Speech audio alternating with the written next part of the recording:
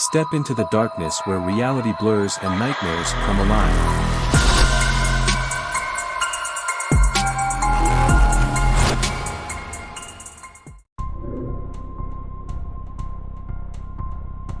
It was a bright, sunny day when my family and I moved into our new home on Maple Street. The neighborhood was quiet and peaceful, the perfect place to raise our children away from the hustle and bustle of the city.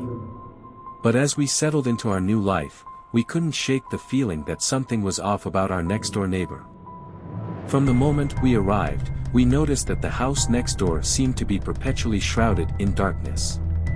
The windows were always closed and covered with heavy curtains, and we never saw anyone coming or going during the day. It was as if the house itself was hiding from the world, its secrets locked away behind its walls. At first, we dismissed our suspicions as mere paranoia, the result of moving to a new neighborhood and feeling out of place.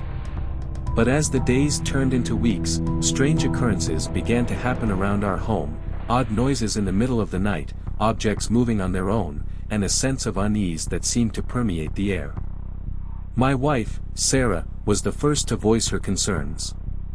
"I think there's something wrong with the neighbor," she said one evening as we sat down to dinner.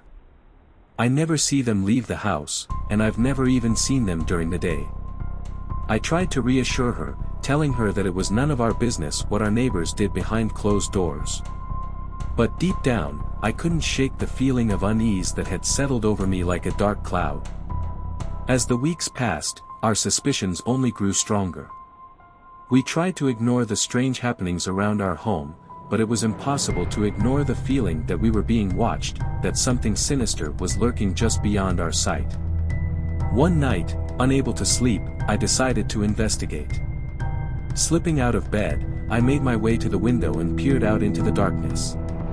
The neighbor's house loomed like a shadowy specter in the moonlight, its windows like empty eyes staring back at me.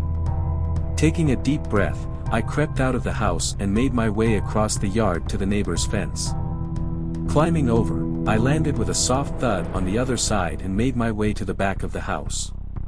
The back door was unlocked, and I hesitated for a moment before pushing it open and stepping inside. The air was thick and musty, and I could hear the faint sound of something moving in the darkness. I made my way through the house, my heart pounding in my chest with every step. The rooms were empty and devoid of life, the furniture covered with dust and cobwebs.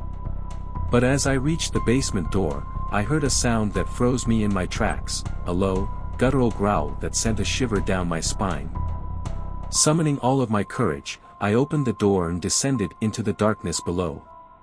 What I found there would haunt me for the rest of my days.